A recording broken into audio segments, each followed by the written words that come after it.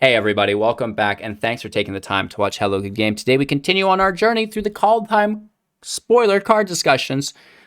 Toralf, God of Fury, and Toralf's Hammer. Red players rejoice. This looks like it could be a lot of fun. Not only is it a god that's an MDFC that we can tutor with Corvol, I believe, but we can also just play this in a mono red burn deck, I'm pretty sure.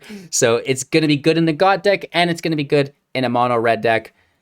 A 5/4 with trample for 4. Not that bad. No haste. But I know another god that gives haste to creatures, right?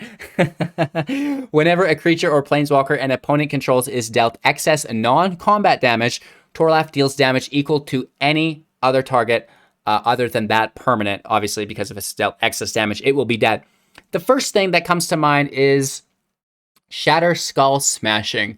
If you cast this card for its full effect, 8 CMC, 6 or more, you're doing 2 targets that double, right? So you're splitting that 6 damage up between 2 targets, and then that gets to double. So you're dealing 6 damage to each target, which is really good. And then the excess damage goes through to any other permanent, whether that or target, whether that be your opponent or some other permanents they control. So, you know, it makes creature-based damage now really effective because we've not had a ton of really nice damage spells that you can choose any target to. It's basically, Soul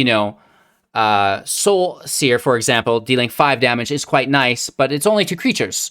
But now we can be, soul searing creatures and then dealing the excess damage to another creature our opponent controls. So it's a 2-for-1, or we're just sending that excess damage into their health points, which is really nice. So I think that this, just as the creature, is going to see a lot of play, but it gets better than that through Toralf's Hammer. Equipped creature has pay to tap it to unattach the hammer. It deals 3 damage to any target, then returning the hammer to its owner's hand, which is pretty cool. It's like when Thor throws his hammer, and then it rips back to him. Equipped creature gets +3/+3 as long as it's legendary.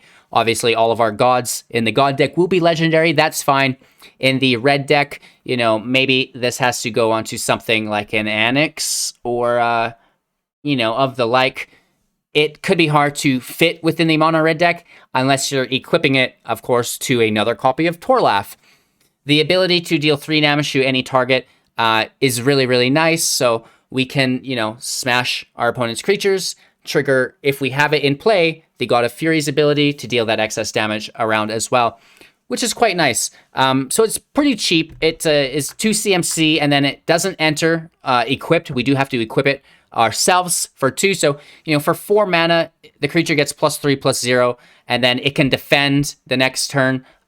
Typically, that's what we would want to do with it, is defend with it. Maybe if we can find a legendary with first strike, and then when our opponent's end step comes along, we can unequip it to deal the damage, or however that play line works out. I do think it's going to be really, really nice.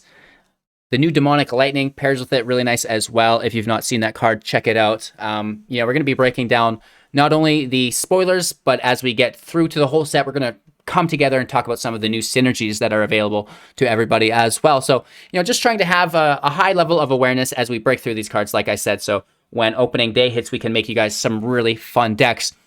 More importantly than all of this, what do you guys think of Toralf and Toralf's Hammer?